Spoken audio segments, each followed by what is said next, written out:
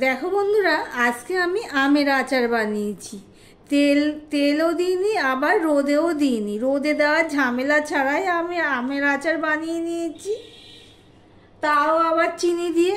দেখো, একটুও ভাঙিনি। বড় বড় আমের পিস, কিন্তু ভাঙিনি একটু। দেখতেই পাচ্ছ, পুরো গোটা গোটা রয়েছে। বড় বড় যাকেই দেবে একটা দিলেই মন ভরে যাবে।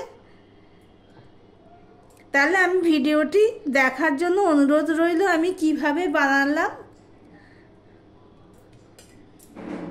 নমস্কার বন্ধুরা, আপনারা দেখছেন কুকিং হাউস অফ অনিমা। আমি এখানে দেখতেই পাচ্ছ আম নিয়ে নিয়েছি। এই আমের আচার বানাবো তেল ছাড়া, অল্প মশলায়, কিন্তু খেতে হবে দুর্দান্ত। তাহলে আমি আম ধুয়ে নিয়েছি। এবার আমটা আমি খোসা ছাড়িয়ে নেব। খোসা ছাড়িয়ে তারপরে টুকরো করে কেটে নিয়ে ফিরে আসছি। সঙ্গে থেকো বন্ধুরা। আমগুলো আমি কেটে নিয়েছি সম্পূর্ণটা। দেখো, আমের গায়ে কিন্তু একটুও জল নেই। জল থাকলে চলবে না। আমগুলো ঠিক এইভাবে আমি কেটে নিয়েছি, লম্বা লম্বা করে কেটে নিয়েছি। তোমরা চাইলে এটাকে মাঝখানে আরেকটা পিস করতে পারো, কিন্তু আমি দেখতে ভালো লাগার জন্য এইভাবে কেটে নিয়েছি। এবার আমি একটা কড়াই নিয়ে নিচ্ছি। একটা কড়াই নিয়ে নিলাম। এবার আমগুলো এর মধ্যে ঢেলে দিলাম। দেখো, কড়াইয়ের মধ্যেও কিন্তু একটুও জল নেই, দেখতেই পাচ্ছ। আর আমটা তোমরা মুখে দিয়ে দেখে নেবে, খুব টক হলে চিনির পরিমাণটা বাড়িয়ে দিতে লাগবে। এটা আমি চিনি দিয়ে করব। এর আগে আমি গুড় দিয়ে খোসা সমেত আমের আচার করেছি, চাইলে তোমরা দেখে আসতে পারো। এবার আমি চিনি দিয়ে দিচ্ছি, দেখতেই পাচ্ছ। আমটা মুখে দিয়ে আমি দেখে নিয়েছি, সেই পরিমাণে চিনি দিচ্ছি। এবার চিনিটা আমি পুরোটা মাখিয়ে নিচ্ছি আমের গায়ে। ভিডিওটি স্কিপ করো না, তাহলে বুঝতে পারবে না কিভাবে করছি। আর ভিডিওর শুরুতেই একটা লাইক দিয়ে কন্টিনিউ করো বন্ধুরা। চিনিটা দিয়ে আমি 1 ঘন্টার জন্য ঢাকা দিয়ে রেখে দিচ্ছি।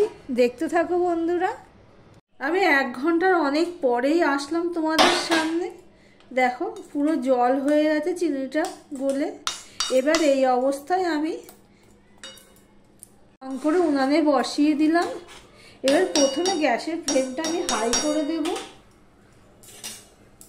হাই করে দিয়ে সমানে নাড়তে থাকবো।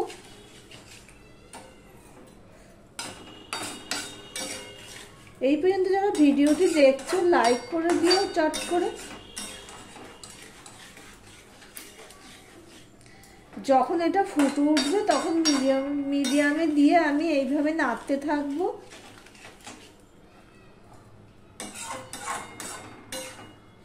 না রোদে দিতে হবে, না তেল লাগবে।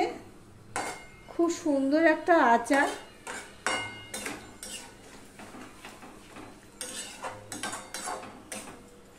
এবার সমানে এটা আমি জাল দিতে থাকবো, দেখতে থাকো। গ্যাসের ফ্লেমটা হাই করে দিয়ে আমি ফুটতে দিয়েছি। এবার যেই ফুটে উঠেছে, এবার আমি গ্যাসের ফ্লেমটা মিডিয়ামে দিয়ে দিলাম। দিয়ে আমি 3 থেকে 4 মিনিট আমি জাল দিয়ে নেব। দেখতে থাকো বন্ধুরা। দেখো, প্রায় 3 মিনিটের মতন আমি জাল দিয়ে নিয়েছি। এই অবস্থায় আমি দেখো এখানে 1 চামচের মতন বিট নুন দিয়ে দিলাম।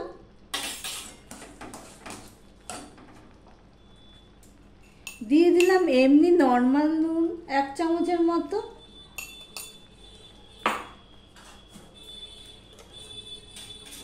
দিয়ে দিচ্ছি লঙ্কার গুঁড়ো, ঝালও হবে, কালারও হবে। আর 1/2 চামচ দিয়ে দিলাম হলুদ। সম্পূর্ণটা ভালো করে দেখো মিশিয়ে নিচ্ছি। মিশিয়ে নিয়ে সমানে আমি জাল দিতে থাকবো।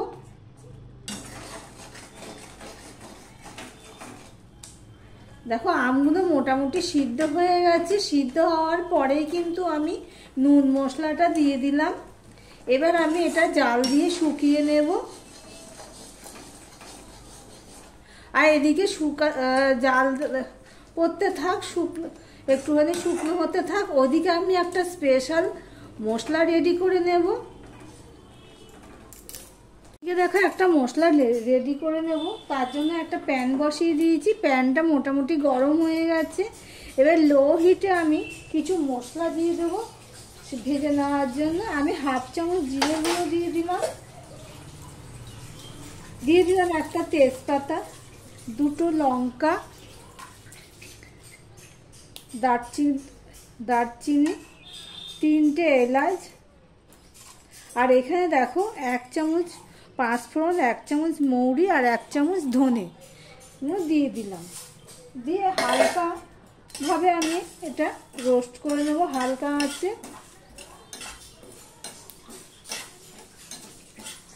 এইভাবে ভাজতে ভাজতে যখন ভাজার একটা সুন্দর গন্ধ বেরোবে, তখন আমি মশলাটা তুলে নেব। দেখতে থাকো বন্ধুরা। মশলাটা দেখো ভাজা হয়ে গেছে, একটা সুন্দর গন্ধ বেরোচ্ছে। একটা মাথায় রাখতে হবে যাতে মশলাটা পুড়ে না যায়, পুড়ে রাখলে কিন্তু ভালো লাগবে না খেতে। আমি গ্যাসটা অফ করে দিয়ে সমানে দেখো এইভাবে করে নিচ্ছি। এবার ঠান্ডা করে আমি একটা পাউডার করে নেব। পাউডার মানে কি মিহি পেস্ট করব না, একটুখানি গোটা গোটা থাকে মতন করে নেব। মশলাটা ঠান্ডা হয়ে গেলে আমি একটু গ্রাইন্ডারে দিয়ে দিয়েছি। এবার আমি এটা একটা মিহি পেস্ট রেডি করে নেব।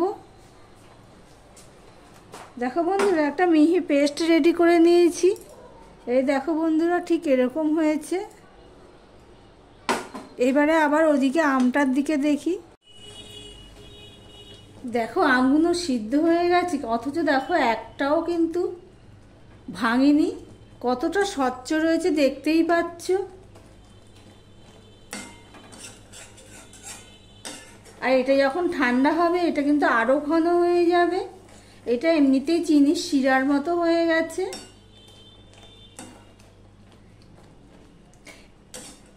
এবার সারা বছর সংরক্ষণের জন্য আমি এখানে একটুখানি ভিনিগার দিয়ে দিচ্ছি 1 চামচের মতো।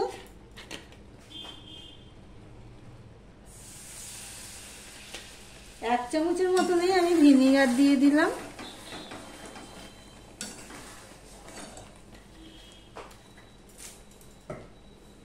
এবার যে মশলাটা আমি করে রেখেছি সেই মশলাটা দেখো আমি দিয়ে দিচ্ছি।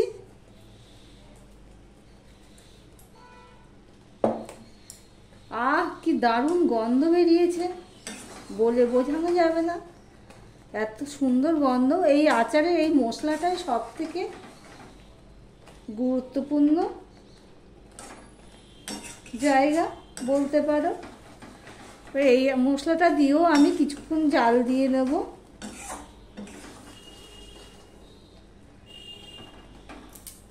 তাহলে বন্ধুরা দেখতেই পেলেন, রোদে দেওয়া ঝামেলা ছাড়া, তেল ছাড়া কি দারুণ আচার রেডি করে ফেললাম। বানিয়ে খাওয়ার অনুরোধ রইল। এইভাবে যদি না করে থাকো তাহলে ভিডিওটি আজকের মতন এখানেই শেষ করলাম।